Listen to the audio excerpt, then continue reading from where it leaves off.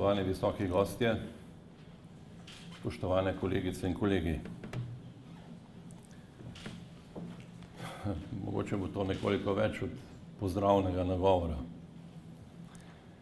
Torej pride čas, ko postanejo blatne obloge laži in insinuacij neznosno zadošljive, ko dostojanstvo rjove po odzivu. Pride čas, ko tudi dostojnost in zadržanost, ne da bi ju spodbujali, sami od sebe prikimata, da je treba stvari poimenovati natančno, četudi boleče, ko ni več časa za diplomatsko uglajeno leporečje. Sodstvo ima v družbi posebno funkcijo. Kot garant pravičnosti, temeljne vrednote v pravni državi, tako Evropsko sodišče za človekove pravice, mora sodstvo uživati zaupanje javnosti, če naj bo uspešno pri izvrševanju svojih dolžnosti.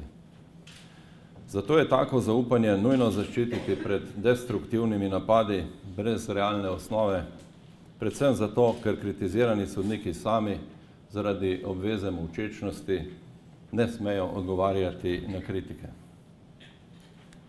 Sodišča so človekova stvaritev in zato tudi niso imuna pred napakami.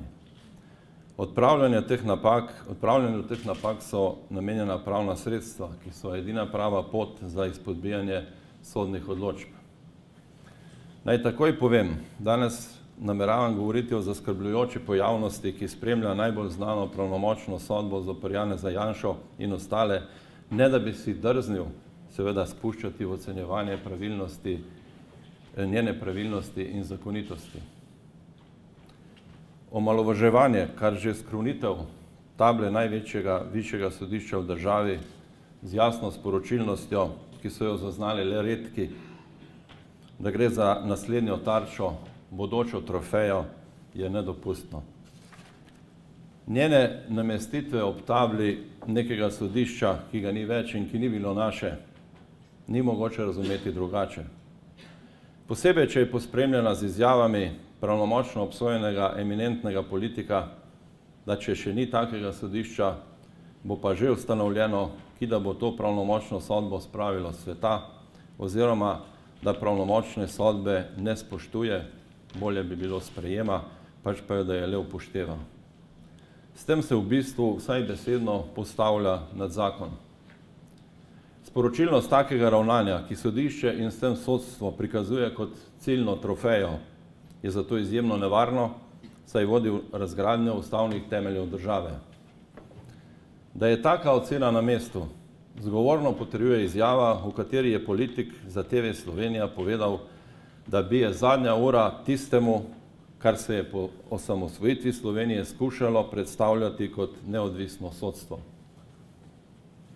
Pandorino skrinjico je odprl že manifest ustavnega sodnika Jana Zobca, ki se je v članku Mehki trebuh slovenskega sodstva do delovanja sodstva pokroviteljsko, žaljivo in skrajno omalovažujoče opredelil. V sistemu, v katerem je brez zaznavnega nasprotovanja deloval desetletja in dosegel največ, kar se je v njem doseči dalo, ni nikoli izrabil priložnosti in predlagal načina izboljšanja njegovega delovanja. Tega se je lotil v medijih.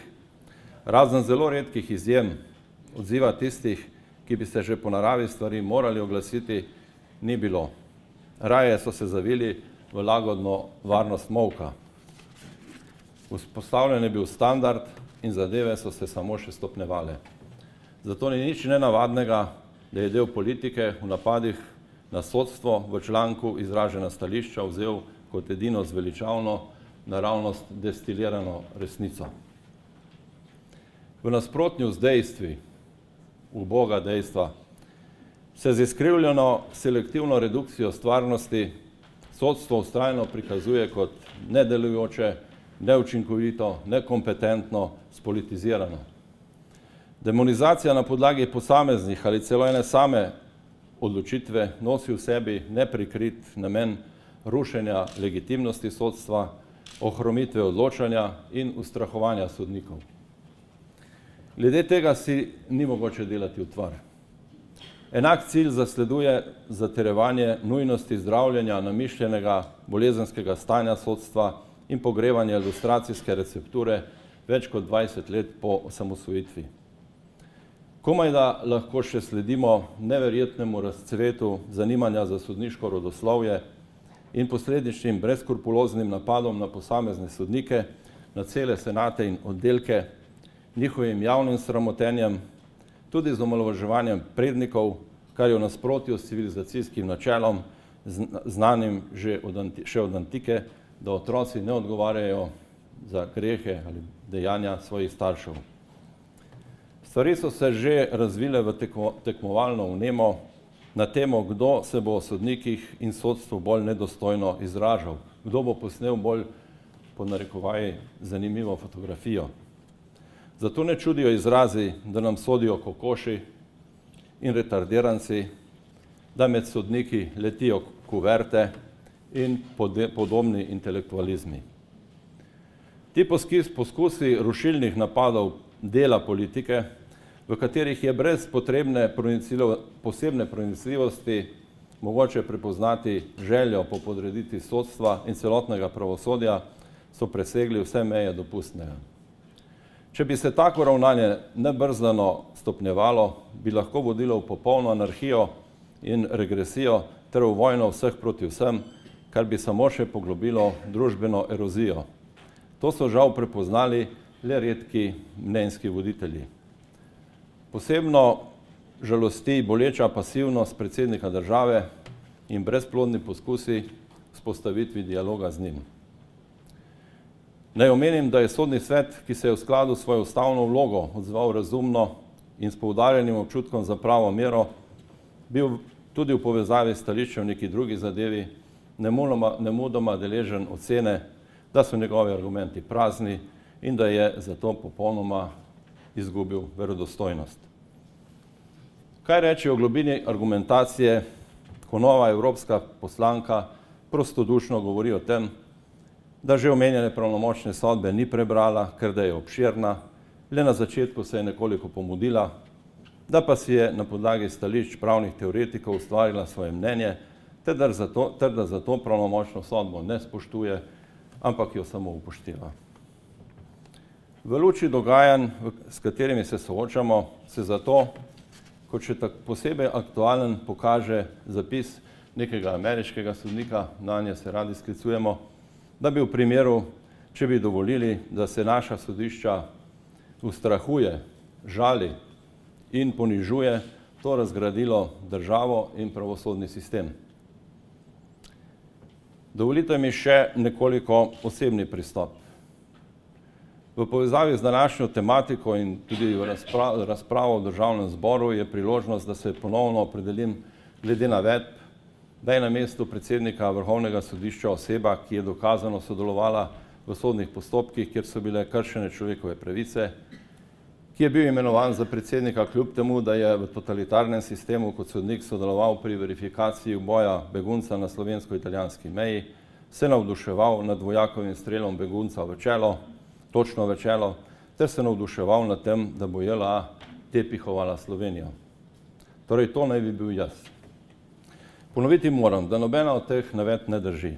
Teh zgodb, ki po načelu, da večkrat ponovljena laž postane kaj kmalu resnica, v javnosti nisem želel dodatno razjasnjevati, saj je bilo v postopku imenovanja raziskano vse, ampak to zgolj iz razloga varovanja dostojanstva sodišča, ki ga vodim na eni in ustavnega sodišča na drugi strani. Taka drža mi ni bila v breme, ker mi resnica vse skozi stoji ob strani. Vendar se v najslabši kafkovski maniri kar ponavlja, da so navedena dejstva, ki se niso nikoli zgodila, dokazana. Vse skupaj temelji na psihološko zelo domišljenih, medijsko učinkovitih, skrbno negovanih in zavestno izrečenih neresnicah in fantazmih nekega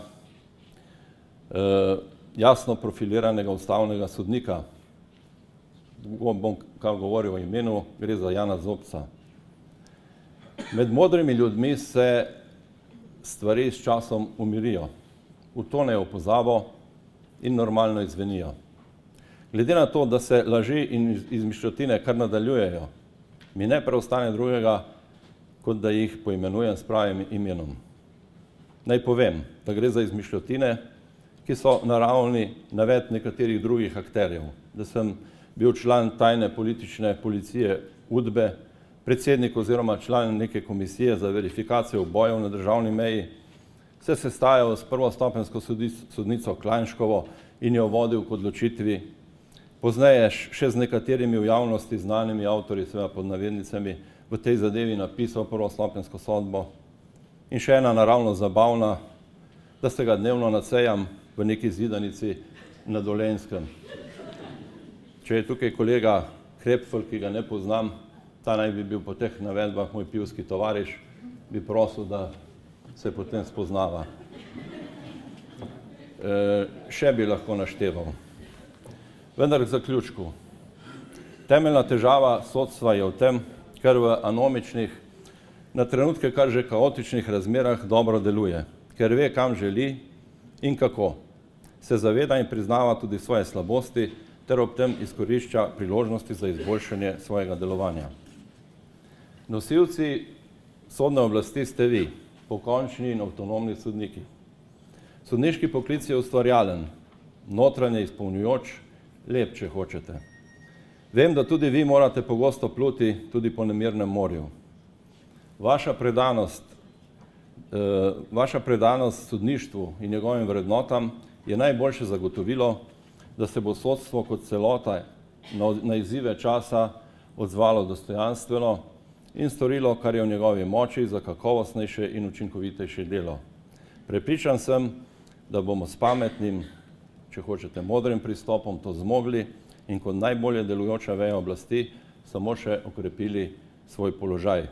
Zahvaljujem se vam za predano delo in vam želim lep sodniški dan. Hvala lepa.